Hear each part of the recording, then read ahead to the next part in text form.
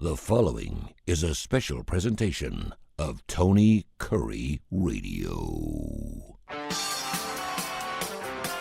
Want the real story behind the sound bites and headlines? Let's find the facts. Remember, it's not a conspiracy theory if it's the truth. You are not paranoid or confused. You just need to know.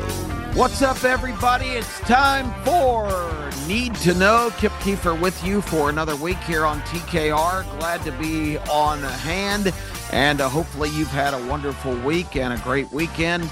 We are getting into one of the best times of the year in terms of my particular interest, because it's Kentucky Derby week. And that always is a special thing for me. We've talked a lot here on TKR over the last couple of weeks about the Masters, which is not just another golf tournament. It is the Masters. It stands out. There's hundreds of thousands of horse races every year in this country, but there's only one run for the roses, the Kentucky Derby. Next Saturday, about 5:50 local time, 20 horses will be lining up, and everybody this week, I get a lot of opportunities to go on various sports shows around the country because of my alleged genius in the horse racing industry.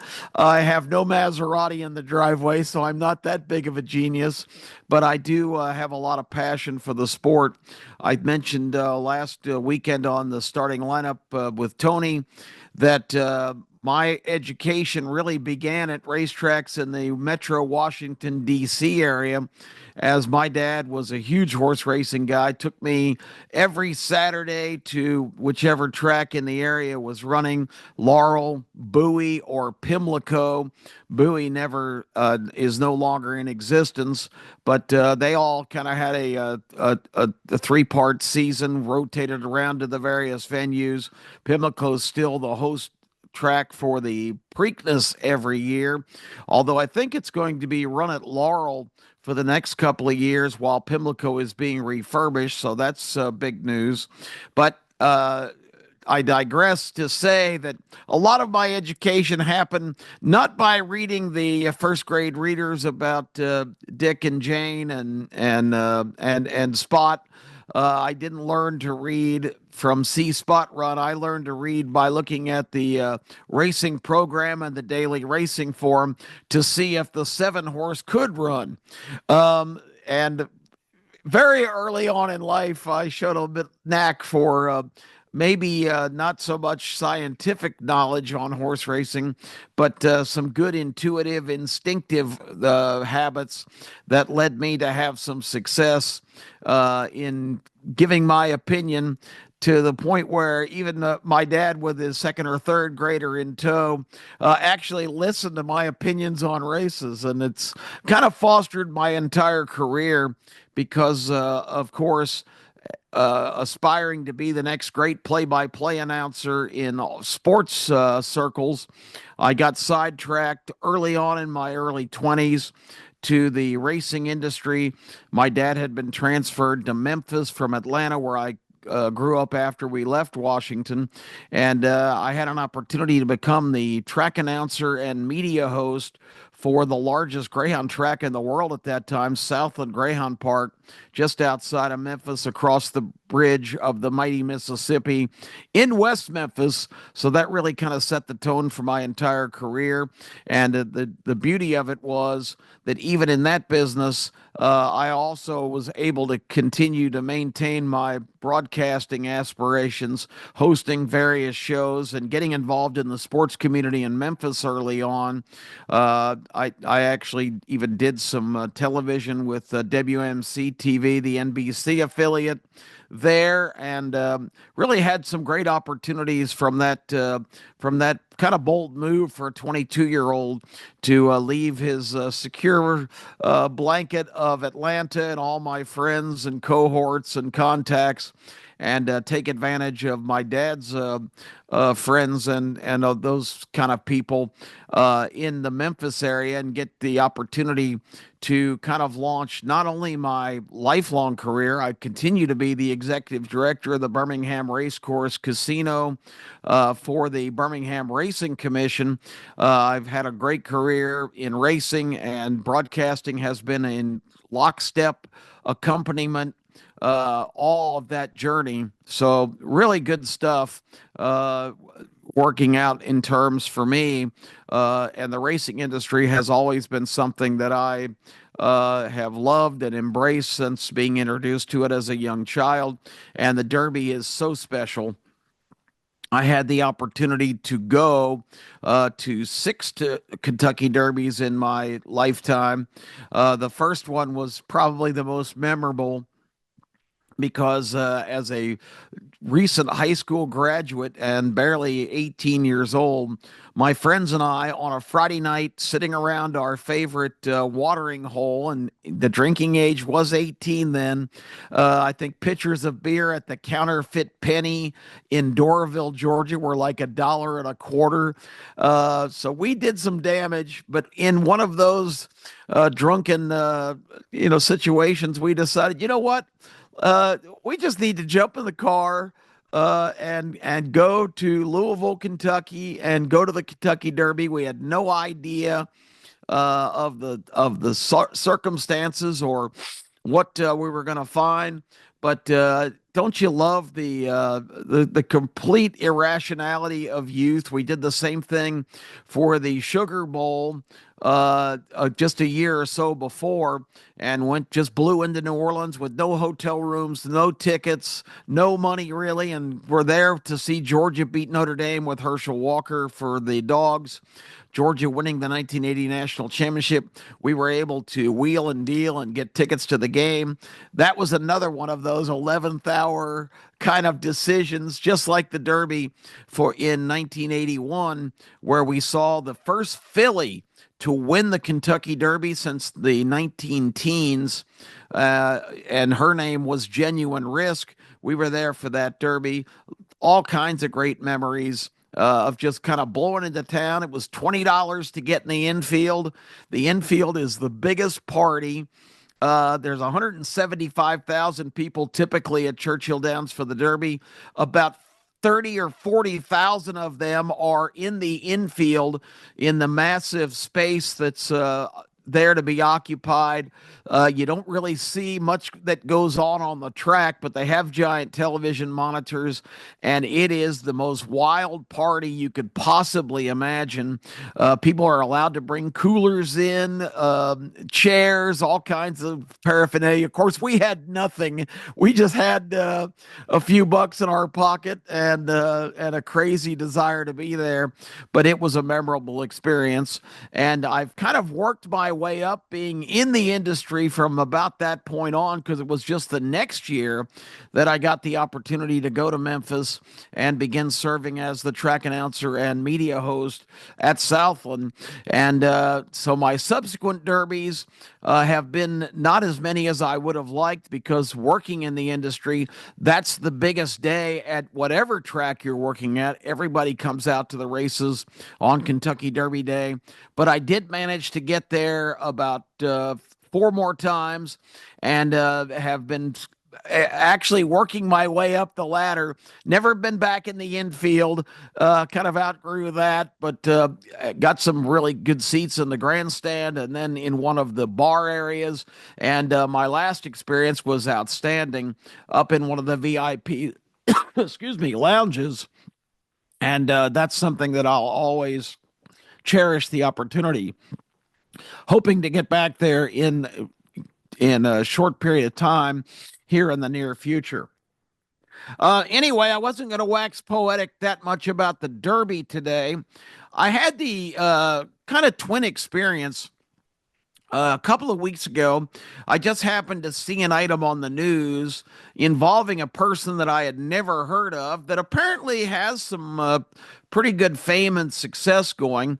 I'm not a big fan of modern day music. I don't really identify I am happy to, and I think I've admitted it on this network many times, on this show and with Tony, that I am really a guy that's grounded in music from my era, I guess you could say, starting back in my high school years in the late 70s all the way up until the modern day. And the classic rock is still very much alive and very much a force. And it is a great departure for me. I love to just put on my headphones and kind of drift away and listen to great songs, not only from the 70s, 80s, 90s, but even back to the 60s when I debuted. Some just great bands and great music when the whole revolution in music took place.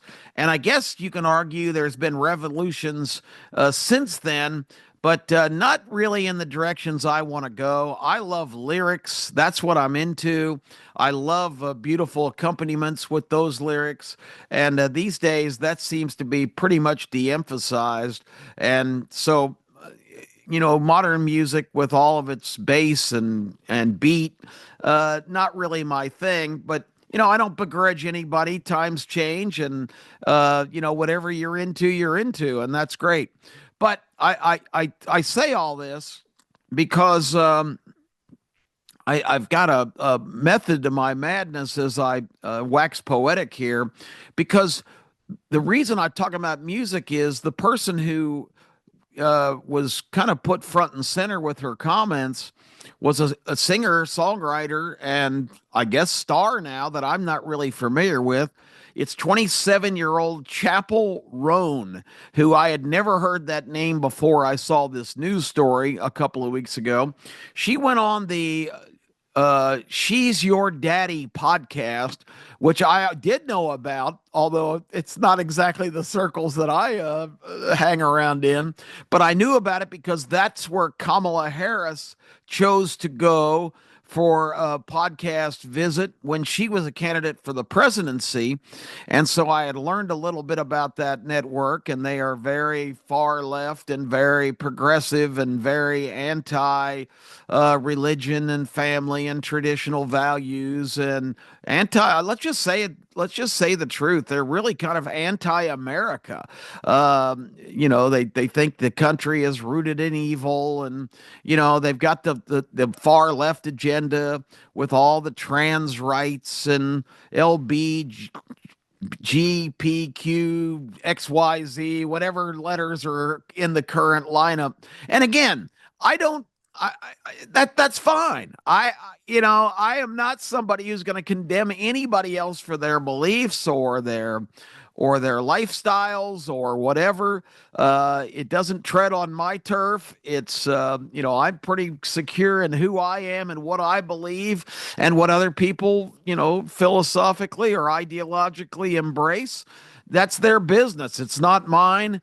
I've got thoughts, of course, on various subjects, and I really don't like when they cross the line and start assailing things that I hold dear. A lot of times for really superficial reasons, but that's not the gist of this conversation.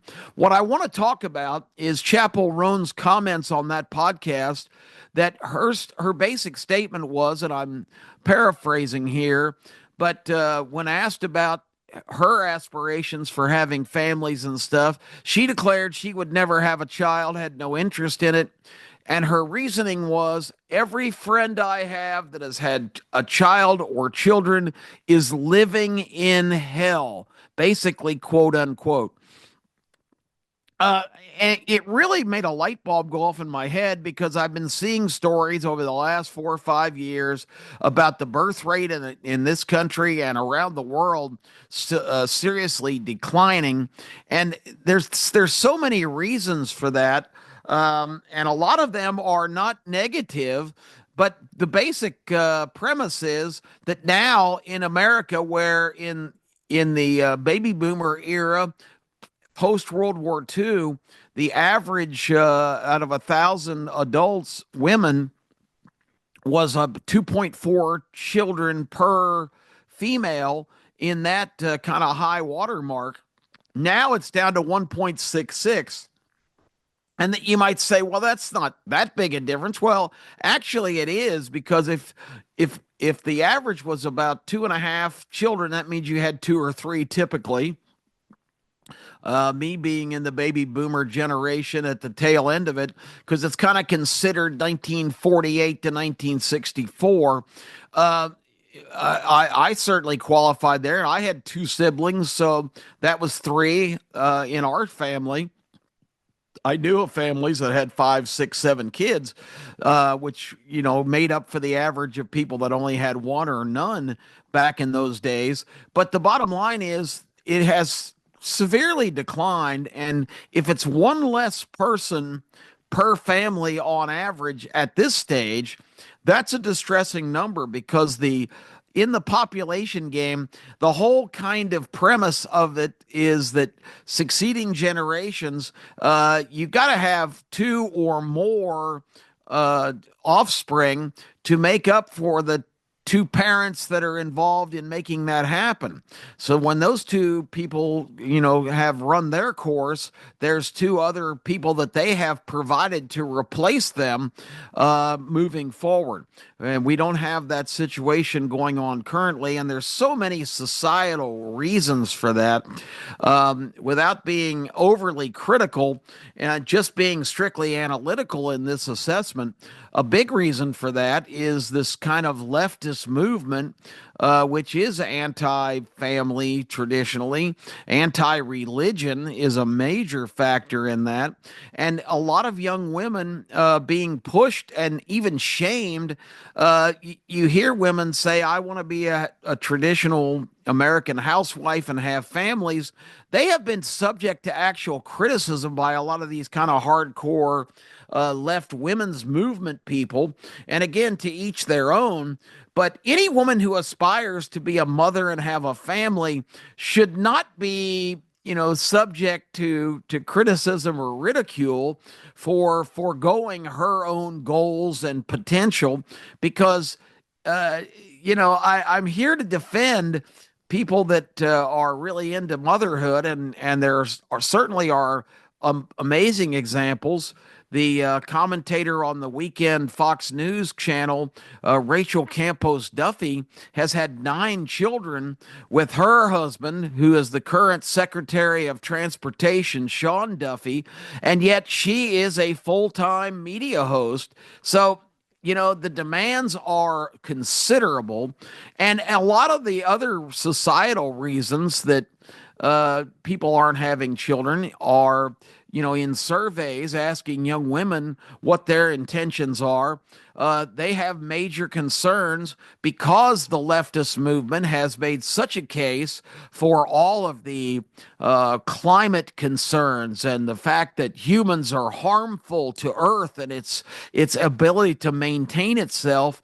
A lot of that has permeated into the brains, because one of the major reasons is they're concerned about bringing children into this unstable world, which is rapidly declining because of climate change and other environmental concerns.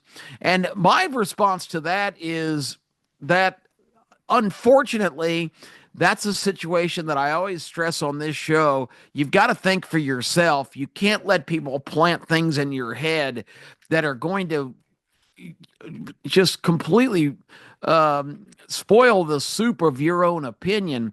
And to not want to have children because there's uncertainty about the planet going forward is kind of absurd when you consider, and I've made this point numerous times here on the program, talking about the whole climate change movement, how it's just a device to seize more power and control through fear and misinformation. Remember, the leading person right now recognized in the Democrat Party, Alexandria Ocasio-Cortez, AOC, said just 6 years ago that we only have 12 years left. We have to get into mobilize right away and take away all of these things that are ruining our planet because the clock is ticking, and her timetable was 12 years, and immediate action was required. This is the person that the Democrats are considering the leader of their party now. Good grief. That's just one of many ridiculous things this former bartender, Ivy League graduate, who excelled right away in her career as a waitress and bartender before being elected to Congress and getting this major pedestal she now occupies. To kind of get back on point, I think that's a really unfounded fear because this planet has been here for 4.5 billion with a B years, 4.5 billion years.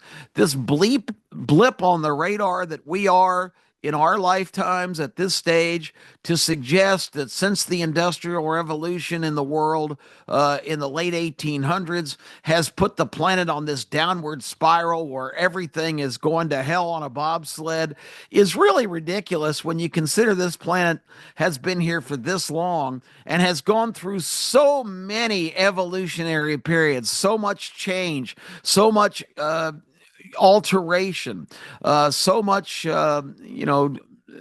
impactful, whatever weather influences, meteorological influences, things that we don't even have any clue about. This planet has gone through so many different aspects of its existence that to suggest that in this brief time that we are this major impactor of sending the planet to its demise is absolutely preposterous. And anybody who believes that has not sat down and thought this through. 4.5 billion years. Not much more needs to be said. The planet is in charge of its own evolution. The planet is not going to be influenced by our occupation or our actions. Maybe some minor implications, but this whole, the sky is falling chicken little BS is just that. The second concern that kind of shares in the opinion polls of women thinking that they are not very interested in having children is the economic concern, and that is a viable concern for sure. Raising a child is not inexpensive. It is a commitment. It is a sacrifice. Yes, you're going to have to probably not go on your 2-week adventure to Cancun every year, especially when your children are young and in a position where it requires a great deal of time and investment. But the rewards later on are so much worth it, and I'll get into that in just a few minutes. But economics is a viable concern. There should be more emphasis for families. Child tax credits are one good incentive. Recently, President Trump has said, to try and inspire more interest in children, that perhaps some kind of government bonus could be offered for women in child-bearing situations. Of course, that was immediately condemned by The View, that hard-hitting news program on ABC, with a bunch of angry old hags, basically. Sorry, and I'm not being ageism because I'm not an old hag, but I am getting old. But the bottom line is they immediately condemned it as a racist position because he's not advocating the birth of any more Hispanics, which is the one segment of our population that are still procreating at a productive level, and that's because these are traditional families with traditional values. That's great, but they're saying that this is just trying to inspire the birth of more white children because so many white women are aspiring for careers now and getting away from the whole traditional family. But it's the leftist viewpoint that they espouse and support, and just fanatically, emphasize is one of the reasons that that's happened. So the whole idea to call it racist is ridiculous.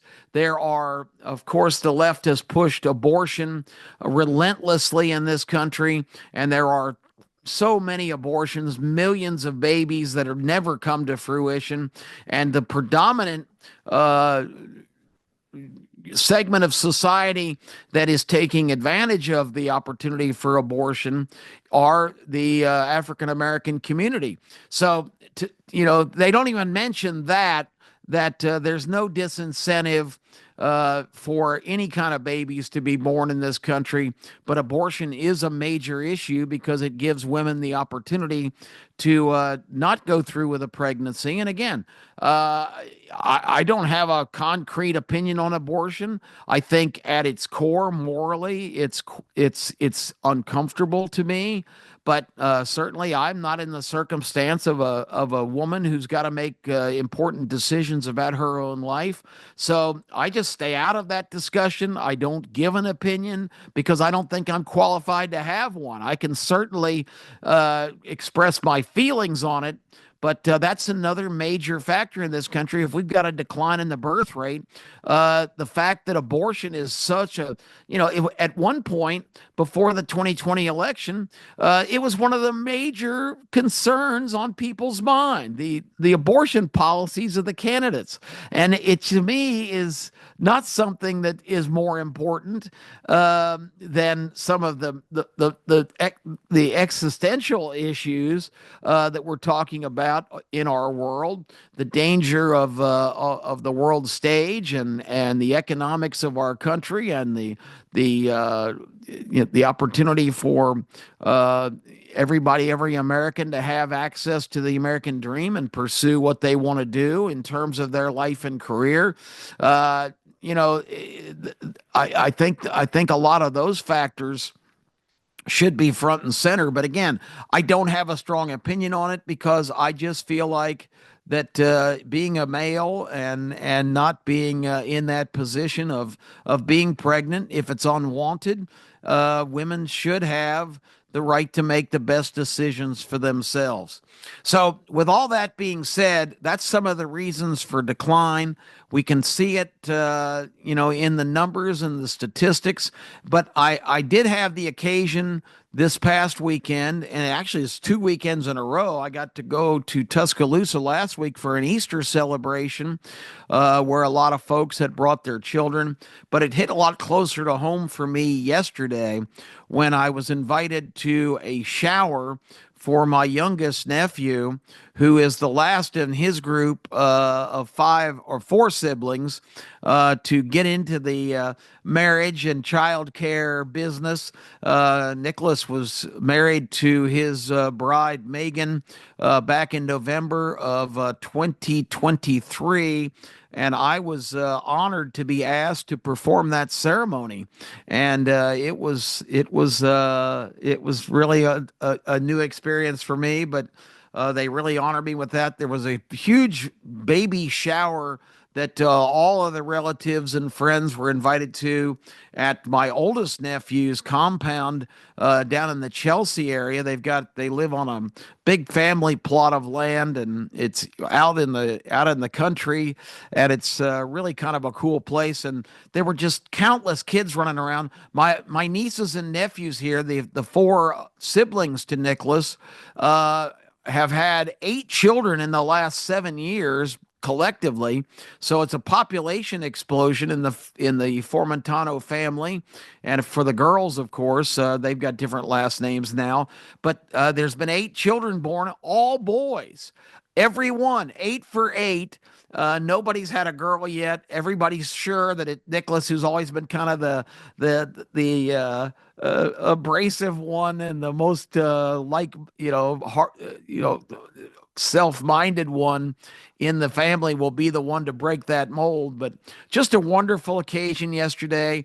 having a chance to see my nieces and nephews, all who were present, all who are just exemplary people, seeing their parents, and just getting a chance to catch up with family, but just watching those kids and realizing just what a miracle it is that a wonderful generation of nieces and nephews and people that I, in my own family, my two sons, I couldn't be prouder of. And they've, both are in relationships now. My oldest son, of course, just having his wife give birth to their second child, a granddaughter for me, which is just an amazing, miraculous event. And seeing my grandson, who's now 4.5, King Kiefer, growing into maturity and still just a toddler, but just a brilliant little guy who's fascinating to be around. And I wouldn't trade those experiences for anything. And I think when you get to this stage of life, I mean, while you're going through it, I knew what a wonderful thing it was at that time raising my sons and all of their accomplishments and all of their development and everything they do. This is the factor that people need to consider. It's, I see things about, well, some women are concerned if they don't have children, they'll be lonely when they're old. That's not the driving force. The driving force is anything you accomplish in your life when your children accomplish things and make you proud of who they are as people. It's 100 times more gratifying to see that and to see them have children of their own and know that you are a real cornerstone. And thinking back to your parents and their parents and how all of this evolves. It's just a miraculous thing. It's the things that make life worth living. And people that just don't understand that in this age of, well, I'm not going to have enough money to spend on myself and I'm going to have to alternate my whole lifestyle. For Chapel Roan to say that people she knows, friends she knows that have had children are, quote, living in hell. It's a commitment. It is a sacrifice. But I tend to think that a lot of the negativity about having families is being driven by external forces. And if people really kind of let them make their own choices and didn't feel compelled to try to be successful business people or whatever. And there are so many women that have risen above that. My own daughter-in-law, Tracy, is one of the most prominent business people in Las Vegas, yet she's now given birth to 2 children in the last 5 years. She worked right up to the day she gave birth. She's got a very successful event company out in Las Vegas that events in Las Vegas keep you hopping all the time. But there are so many women I know that have been able to do both. You don't have to make the total commitment and sacrifice to your own goals. And let me just remind you of something that's always resonated with me. I heard a motivational speaker say it many years ago, that when people live their lives and live a full life and create life, which creates more life and gets to kind of look back on that perspective, I don't think there's anybody in the whole world that on their tombstone is engraved these words: I wish I would have spent more time at the office. Careers are great. Careers are necessary. Making money, being self-sufficient, being able to support your loved ones, your family, your friends, whatever needs to be done. Vitally important. But that human dynamic, I'll tell you a quick story. Actually, it was 2 years ago. My grandson was still just 2 years old with an August birthday. That July, he was almost 3, but we went to a Sunday Braves game over in Atlanta. And on Sundays after the game, they let children run around the bases. And it's organized. It's not just some mass group of young humanity out there. They line them up and they turn them loose one by one, and they dig for second, around second, go to third, and head for home. But when we got there, Case, my son, had already told King that he was going to get to do that after the game. But when we got there, we found out that the age limit was 5 years old. King Kiefer at the time, still a month away from his third birthday, was 2 years old. Now he's kind of a tall, lanky kid. Case goes, well, I can't tell him he can't do it. I mean, what am I going to do? And I said, just go down there and line up.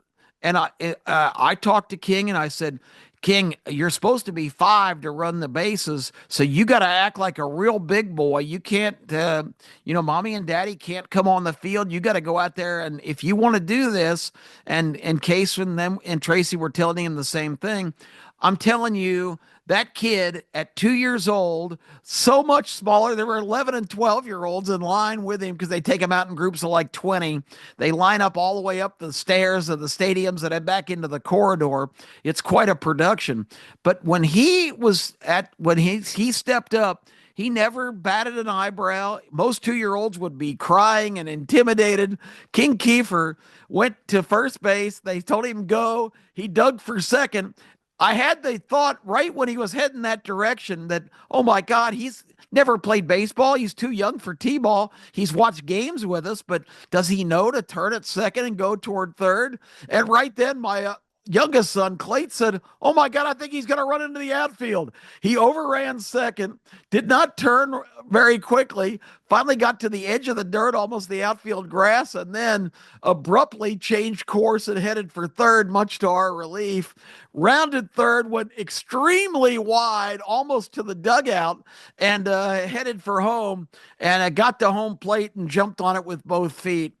I'm just telling you, that experience for me, as silly as it sounds, was just a moment. There's things in life that are referred to as aha moments, and I had so much appreciation for what I had created with my sons and now my grandson, and this kid at 2 years old to step up and just excel. I mean, just to completely thrill everybody with how little he was. A lot of relatives were there. People were to watch their kids were cheering him on because it was obvious he was really too young for this.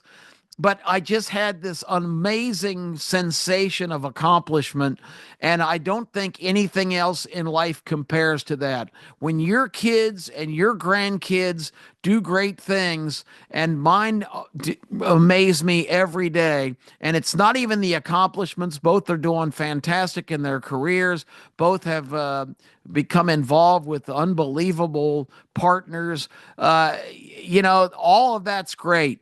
But it's just the little things. When you see how they interact with people, when you see how kind they are and compassionate and polite, when I see my sons in action, even in simple settings like going out to eat and how they interact with hostesses and wait staff, how they deal with their friends and the things they say and do, those are the moments, the little things are the moments that you see the quality people that you created, and you there's no sense of accomplishment any greater than that. So what I'll tell you is, if you're a young person or if you're the parent of a young person and they are struggling with this decision, whether to go the career or family route, you can have it all. Life is not pre-planned. There's no printout of exactly what your destiny is going to be.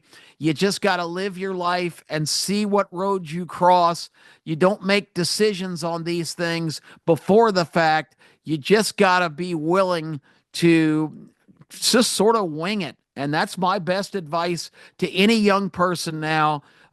Set your goals in terms of what you want to do career-wise. Do what you love, because then you'll never work another day in your life. That's the key. But also on all of these personal matters, having families, having children, you're in charge of your destiny. Make it up as you go. Make it work as it unfolds. Don't make decisions prematurely that you're going to regret later, because it's a wonderful life. It's a complete life if you're involved in every facet of things you love. And let me tell you, if you have children, you will love them and you will appreciate them and you will be gratified for the rest of your life at the contribution to the world that you create, because there's no better legacy to leave behind than wonderful children who are having more wonderful children and keeping your family and your generations alive. I'm Kip Kiefer. That's what you need to know this week. We'll be back with you next Monday for more. We'll get back into politics, I promise. If you're disappointed today, I'm sorry, but I was inspired to go a little different direction. Have a great week, everybody. Thanks for listening to TKR and Need to Know.